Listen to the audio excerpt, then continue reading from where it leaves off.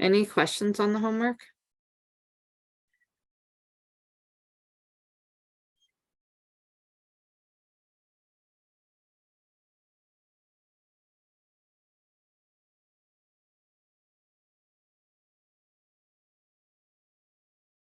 Positive?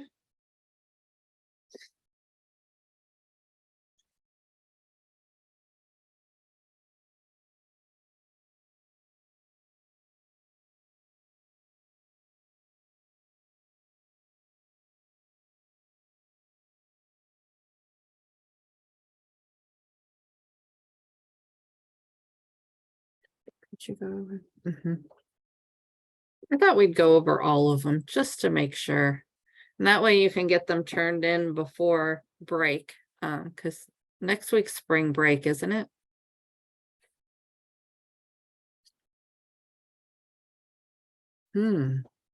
There is a video for Tuesday. I think you're right. I don't think I put it up. I got so busy after class.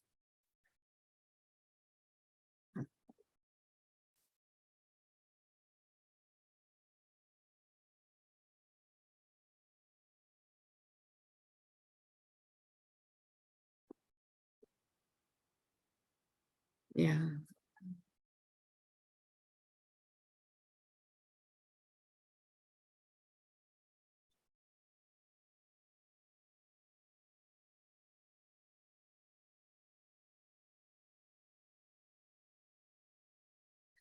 Okay. So I will put that up right after class because it should have already, yeah, I downloaded it, so it shouldn't take too long.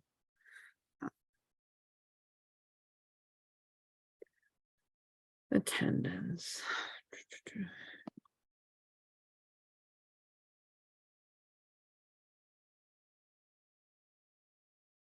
Is there any questions on the project?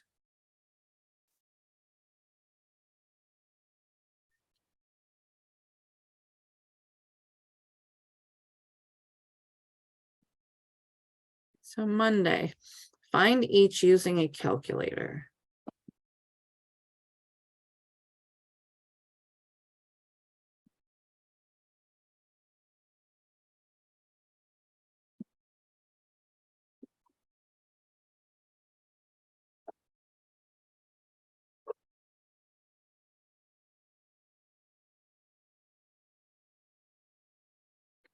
What's the first one? 500.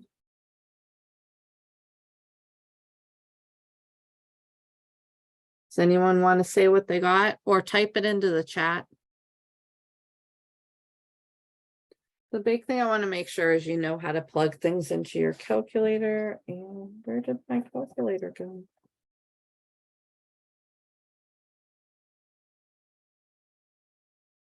There it is.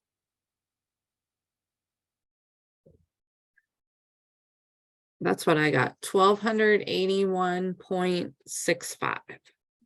It said round to the hundredth, so we're rounding 2 decimal places. 1, 2.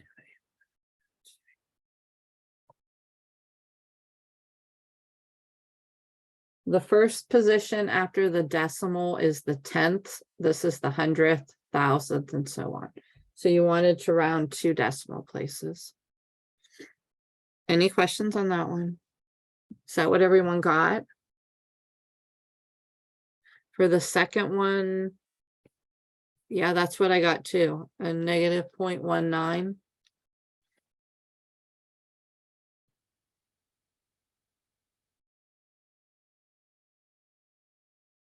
Any questions?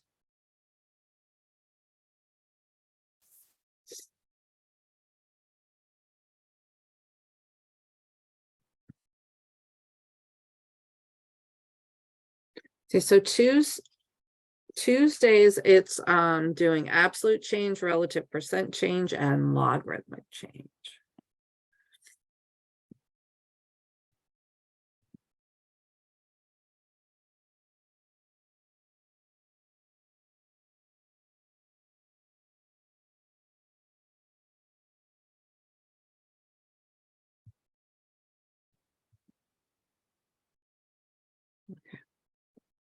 In 1990, 7.6 million children worldwide died before reaching the age of 5. So 1990, 7.6.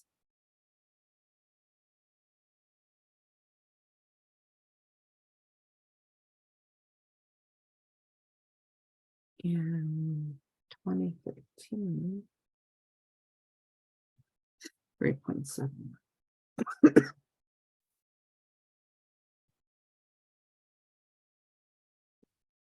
How do you find absolute change?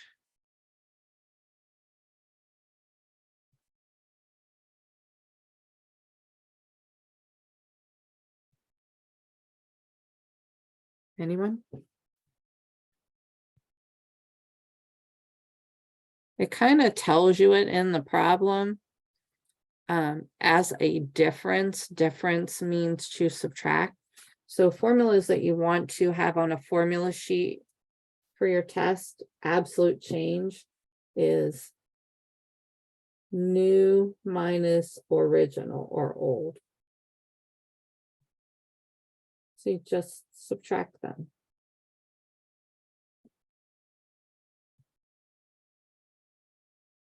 $3.7 million minus 7.6 million.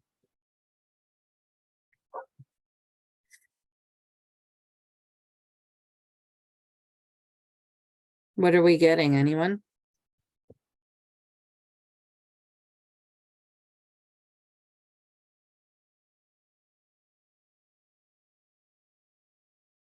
I'm getting a negative answer.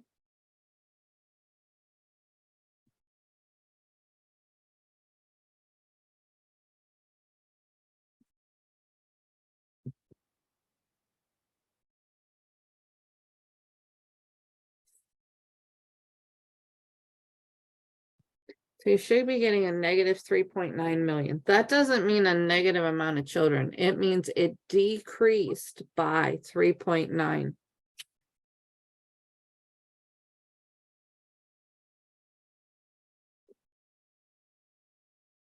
$3.9 million children. So 3.9 million children did not die less than, how would I say that?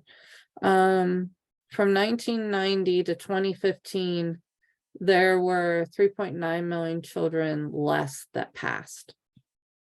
Or the number of children who passed away decreased by 3.9 million.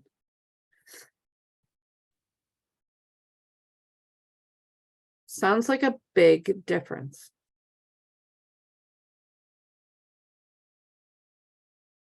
Almost, it is a third. Any questions on that? So absolute change, you're just subtracting them, you're keeping the same units. And these are just different ways of looking at data. And depending on what you want to show, like if you were writing an article, you'll use a different one depending on how drastic you want it to look or how well you want to explain it. But absolute change is just subtracting, units stay the same. Relative, did I put percent?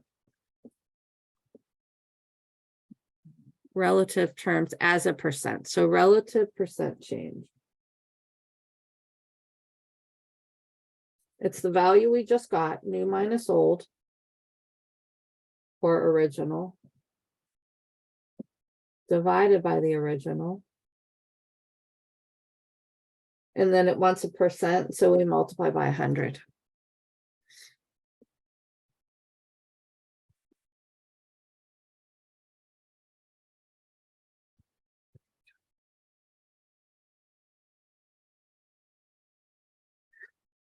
What's nice when you're dividing? So we had 3.7 million minus 7.6 million divided by 7.6 million times 100. Now, when you're dividing, notice these units, there's 3 terms here, and they all have a million. I can cancel that million.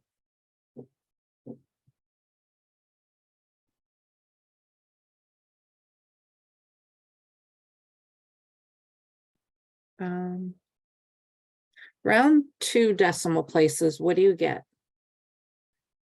Anyone?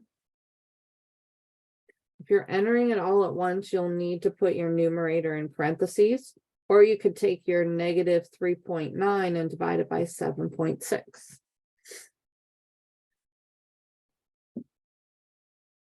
Yes, negative 51.32. Now we multiply by 100, so that is 8%. And the negative means a decrease by 51.32%. So it decreased by half.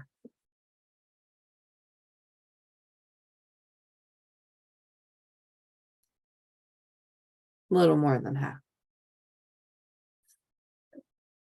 Any questions on that?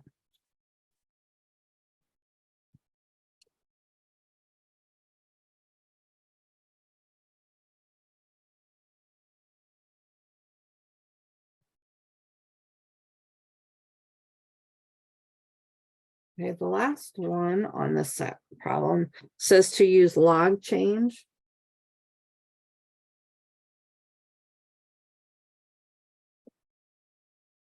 in centimers. So it's 2.3 log new divided by original.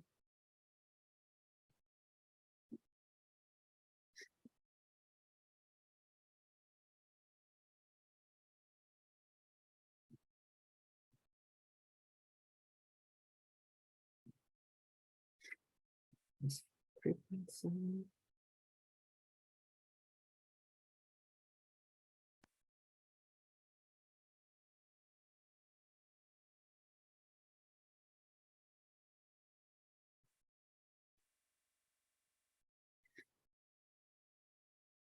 Now this will be in neighbors.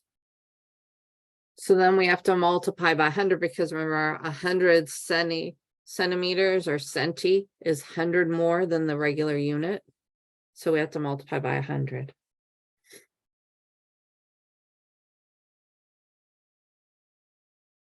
When we plug this in before multiplying by 100, what are we getting? Anyone?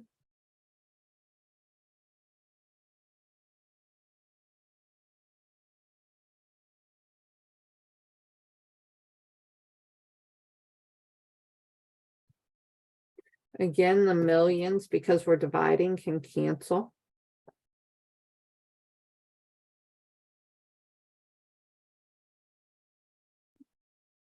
So what are we getting when we plug that in the calculator? Negative 0.72. Okay, yep.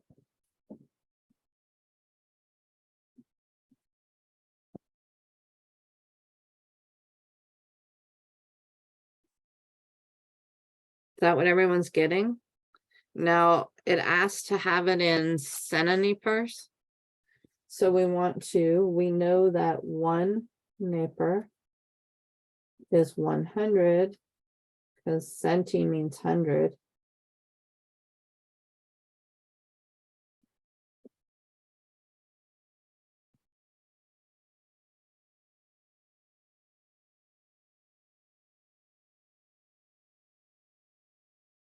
Now, this is similar to your percent, and in some places, one we did in class, last class was very close percentage wise. This one's a little off.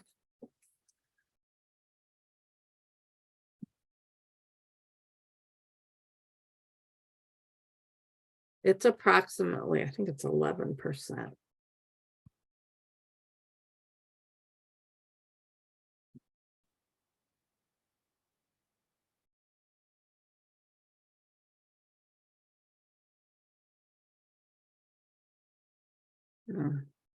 It's still a little different, but 51. Any questions on that?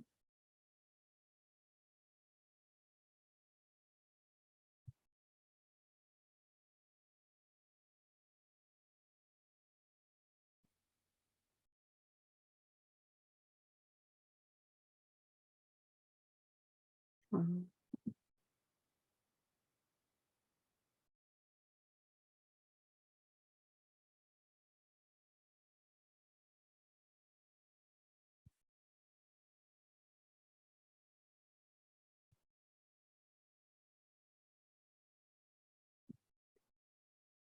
Okay. This one works with logs. It says find a number x such that 5 to the x equals 16,000 and express it to 2 decimal places.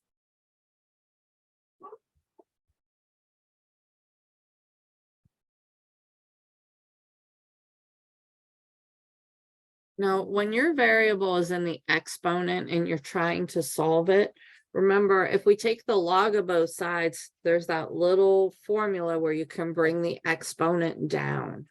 So the first thing you want to do is take the log, because then this x can come down in front.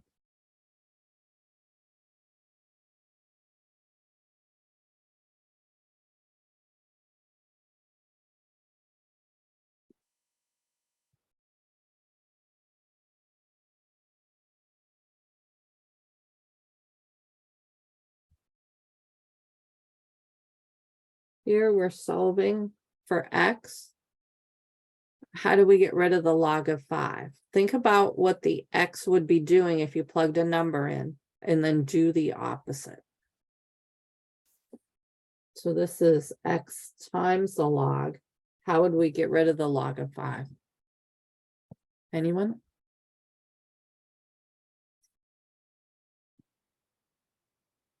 Yes, divide, exactly.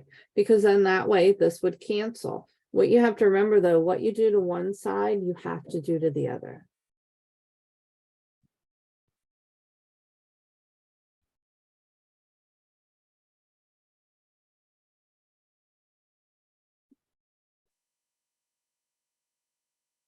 And then plug this in your calculator.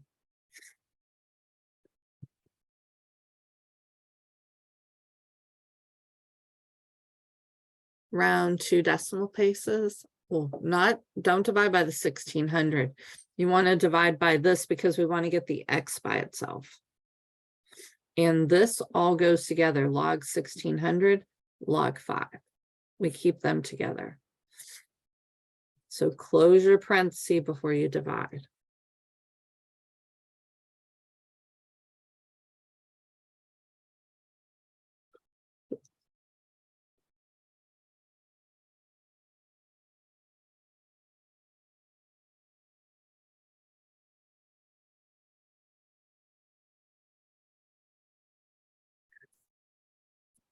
You have to be careful though, you're dividing the log of 1600.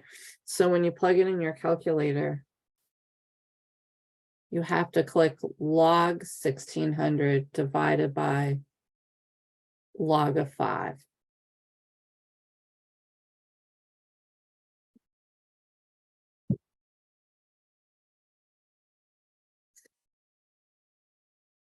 Is everyone getting 6.01?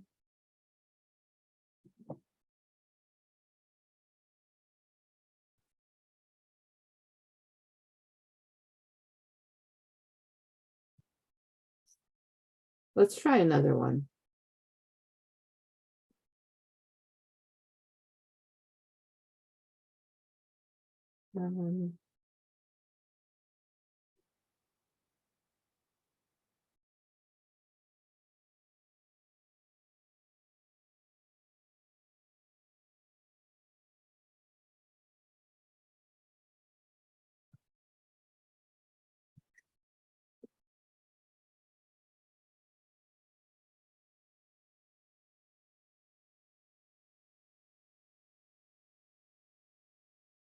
So if we had this, we wanted to find 3 to what power? You need to be able to bring the variable down. To bring the variable down, you need to take the log of both sides. So go ahead and try this one, and then we'll go over it. This started out as 5 to the x equals 16.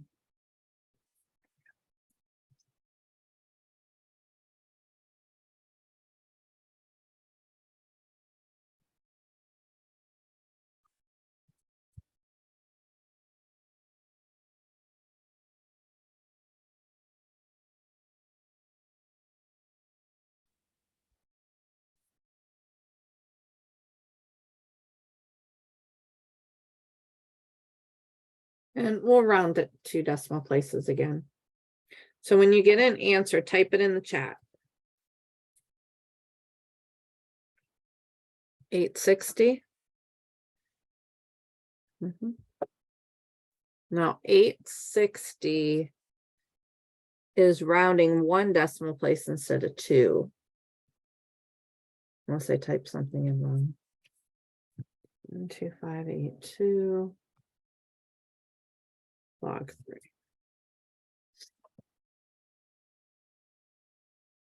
So if we're going to round 2 decimal places, this 2 is going to leave this a 9. The number to the right has to be 5 or larger, so it would be 8.59. Now when we're just making an estimate, 8.6 is fine, 9 is fine. But if I ask you to go to an exact decimal place, I want to see if you know how to round.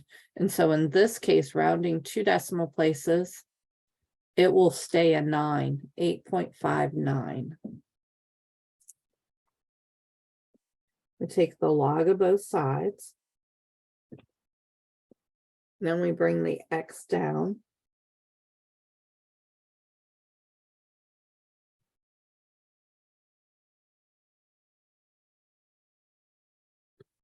To get x by itself, we divide.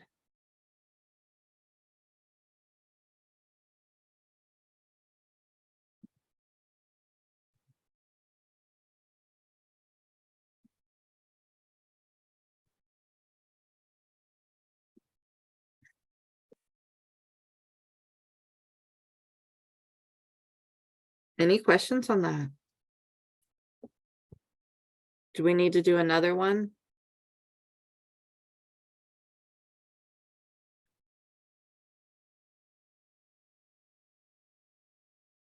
Okay, good.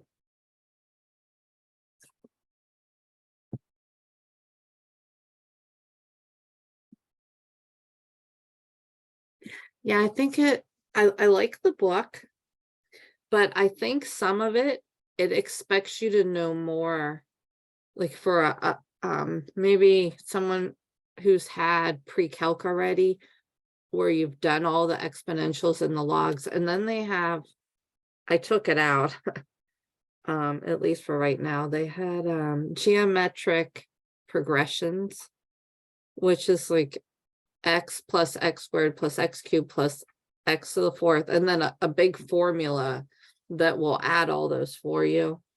I don't know, they just threw so many different things into one section.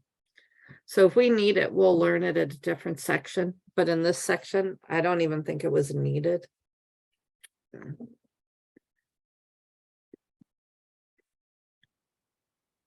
Okay. Friday.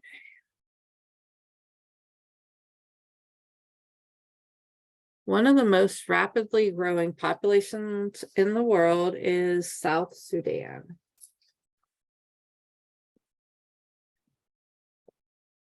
According to the CIA World Fact Book, this population is growing at a rate of 4.1% per year.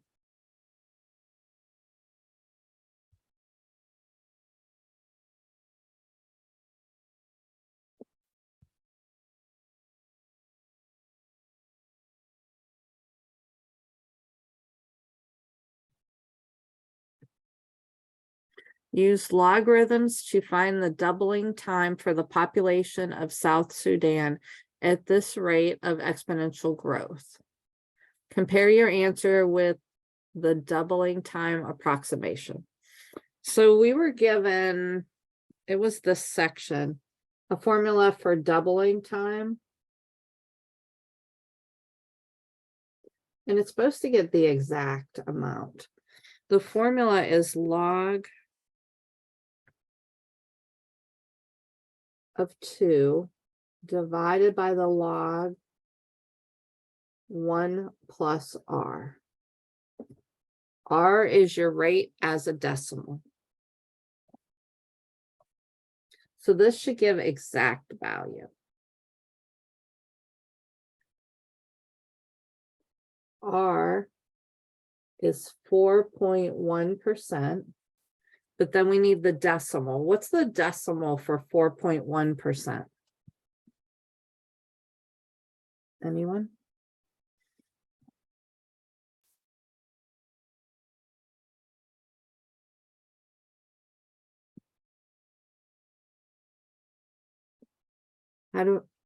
Yes. You want to divide this by 100 or move it to the left 2. So it's 0.041. And then we just plug that in for R.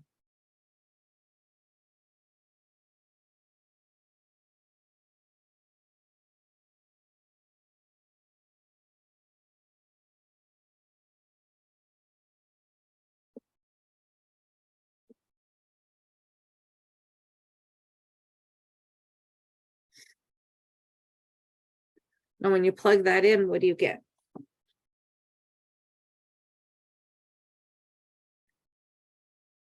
I rounded 1 decimal place.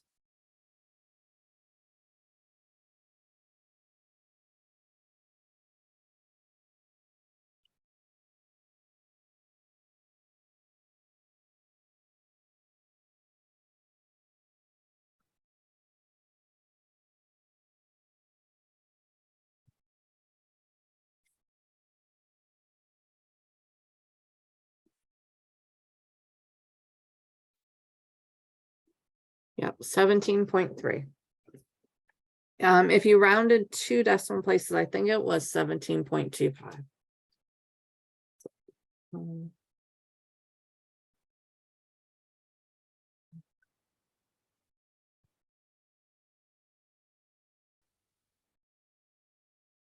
Yeah.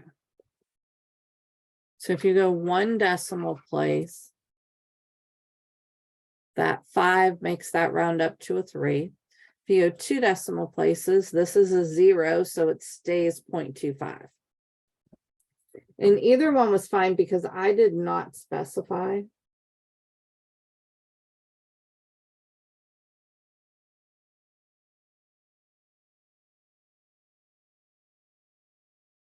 And this would be years because it was per year. So the population doubles a little over 17 years.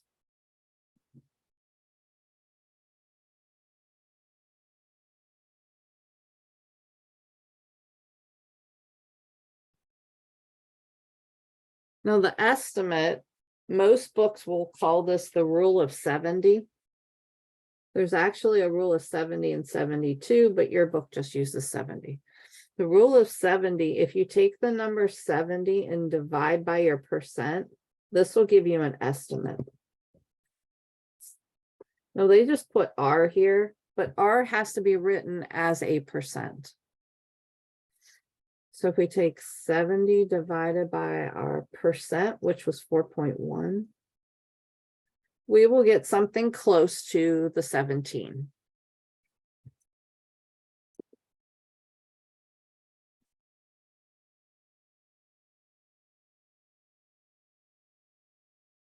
Mm-hmm. 17 point. If we go 1 decimal place, it would be 17.1. If we go 2 decimal places, it would be 0.07 because the 3 will leave that a 7.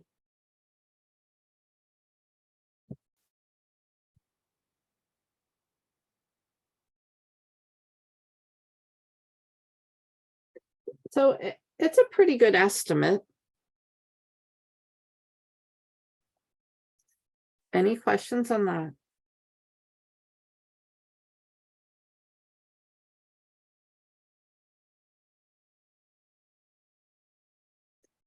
Any other questions?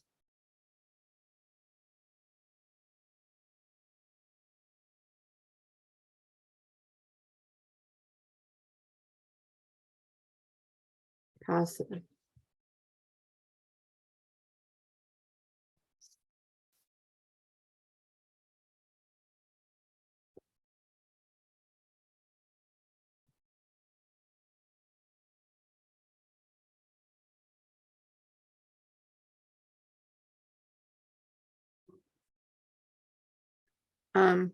The rest of the section, we had stopped with this definition and a graph. The static reserve index of a non-renewable resource is the length of time it will last at the present rate of consumption. So static reserve is you have your oil, and if we keep using it at the rate we're using it because it's non-renewable, it's the time it will last. Exponential reserve is a non-renewable resource, is the length of time it will last in consumption increases each year. So this one, we're using the same amount every year. This one is increasing each year, how much we use it. So that's the difference between the two. Static, you're using the same amount every year. This one, you're using more each year. So how long will it last?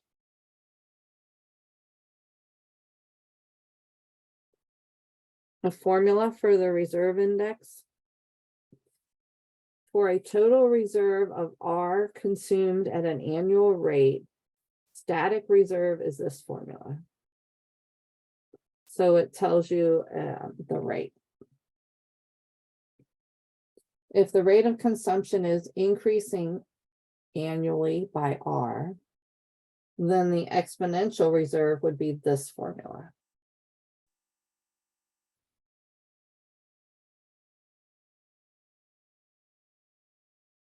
So if it's staying the same amount every time it's static, then you just take your reserve divided by how much is used each year.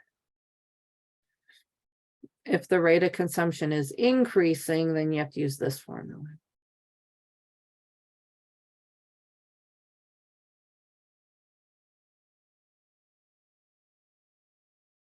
The radioactive forcing resulting from the given greenhouse concentration is the extra amount of power in watts per square meter that is prevented from leaving the Earth's surface by greenhouse effect. The extra is by comparison with some fixed reference time, sometimes taken to be 1750. Roughly the beginning of the Industrial Revolution, and therefore of significant human caused carbon dioxide emissions.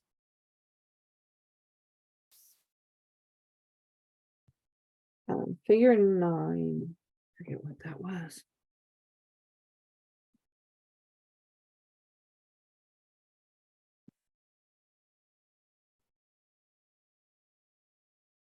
Remember to get to your book. It's under important information and my materials. In all your classes, the book should be there.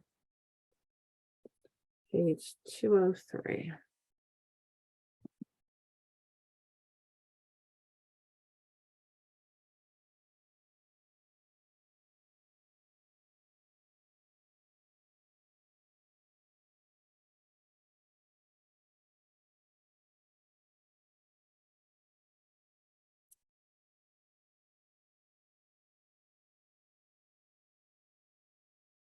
Figure 9.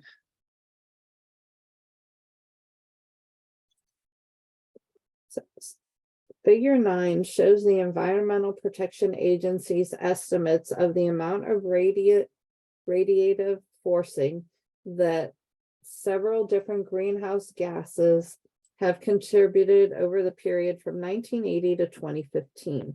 As you can see from the figure, carbon dioxide is by far the most significant contributor. To calculate the forcing effect of a given concentration of carbon dioxide, scientists use basic law named after Svante Arrhenius, whom we already met. We talked about him with the climate control. But as you can see, the carbon dioxide is the one that's causing the most greenhouse effects compared to other ones. So nitrous oxide is the yellow, methane is the red, but carbon dioxide is the largest, and that's why we talk about it a lot.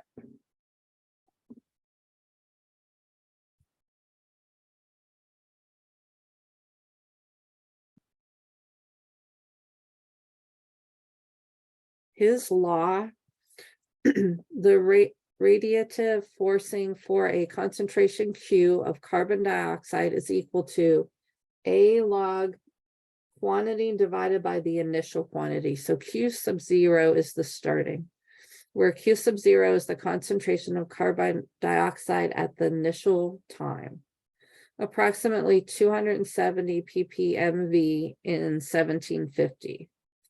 So that's how much there was in 1750. A is a constant that measures how sensitive the climate system is to the effects of carbon dioxide. The climate sensitivity is the amount by which the Earth would warm in a medium term if the atmospheric carbon dioxide concentration were to double. And some problems might give a different value for climate sensitivity. But suppose that it's known that the climate sensitivity is 3 degrees Celsius of warming for a doubling in a carbon dioxide concentration. According to his law, what amount of warming is associated with a rise in carbon dioxide concentration from its pre-industrial level of 270 parts per million to its current value of 400 parts per million. So we want to find out how that changes.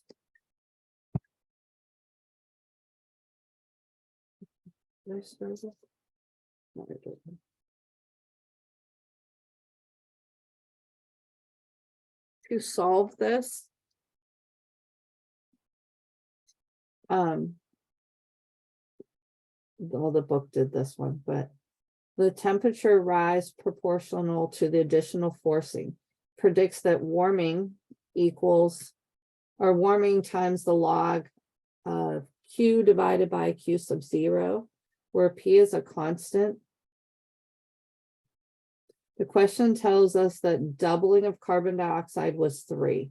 So we would plug that in here to find our warming. And we're looking for W. C is the warming effect, and log Q divided by Q sub 0. Why did they put 2?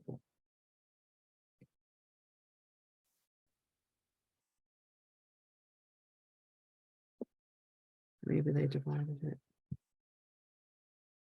Oh, doubling. Because they said it would double, that is 2. Because whatever Q sub 0 is, your ending is going to double. So when you divide them, they're 2.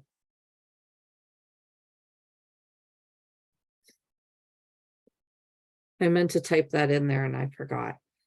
So Q divided by Q sub 0, that's where they got the 2. Because Q is going to be twice Q sub 0.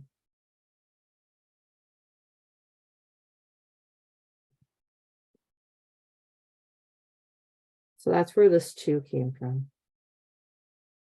Now to solve for W, I would never ask you to do this on a test. They're dividing by the log of 2 because they want to get W by itself. That's where they get 3 divided by log 2. which is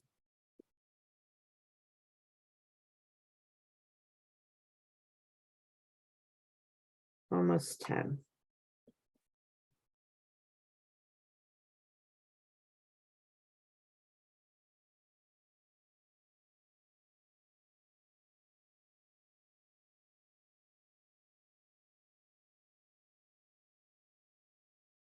No, they left 3 log 2 instead of the 10.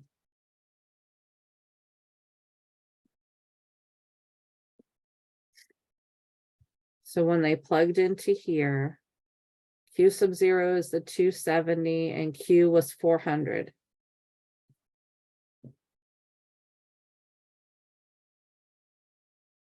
And then in place of W, they used 3 over log 2.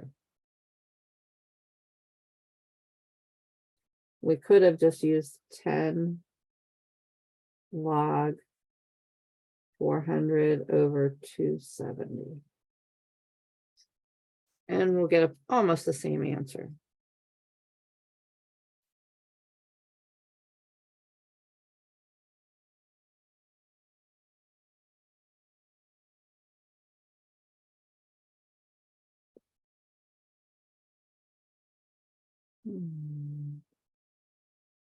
Oh yeah, it's 1.7. I was thinking it was 117.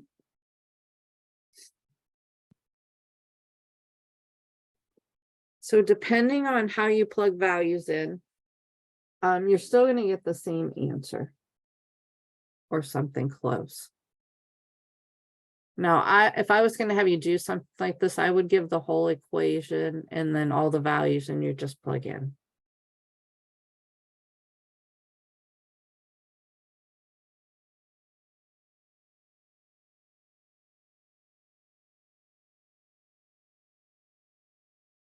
So the warming, if we increase from 270 to 400, is 1.7 degrees Celsius.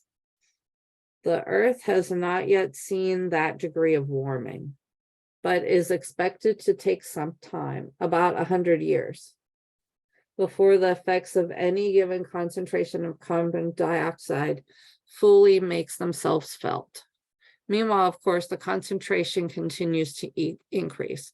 So it will keep increasing, but it's only like if you look up every year, the warming of the Earth, it might be 100th of 100th degrees Celsius that it increases by.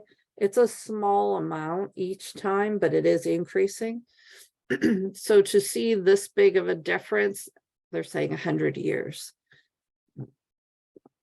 Because it's only increasing maybe 0.02 degrees Celsius each year, something like that. But any questions on that? So the types of problems I would have you solve for are similar to the attendance problems. I thought this one was a little too far from your, I don't think you have the next level of math to solve these, but to plug into them, I think that would be fine. Any questions on that?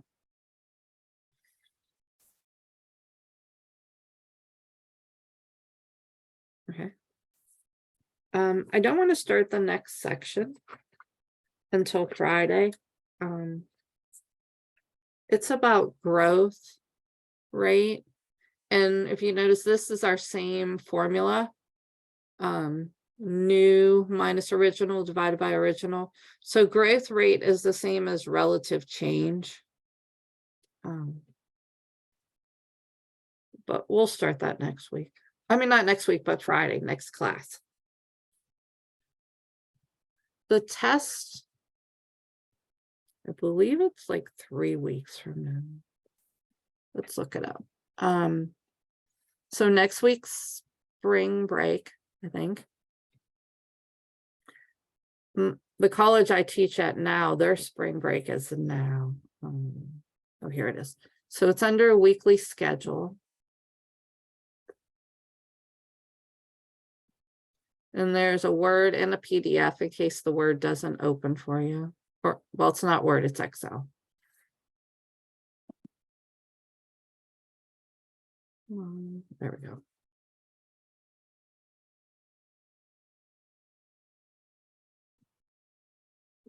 So we're here, and then next week is spring break. The following week we'll finish chapter 4. Chapter 7, it's not really new information. It just has a bunch of projects in it. So those chapter 7s are really just projects from that section. Unless there's something I think you should read. But we'll finish chapter 4 and talk about the next project. But the exam would be the 31st. March 31st. Any questions on that? We had talked about, I don't think this recorded. Oh yeah, it is. There it is. Okay. We had talked about maybe having part of the exam take home. And what do you guys think of that?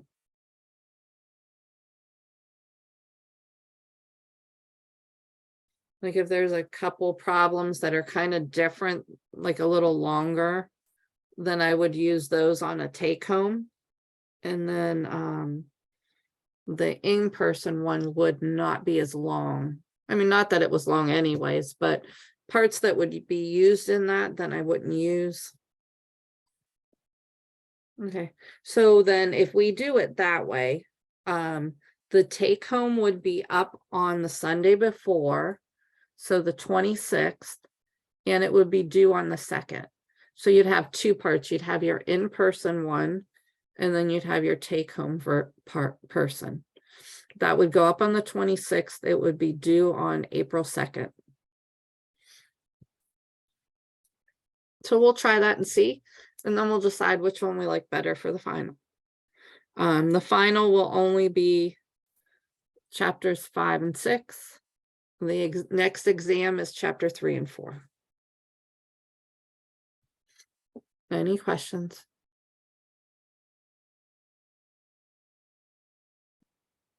Okay. If you do not have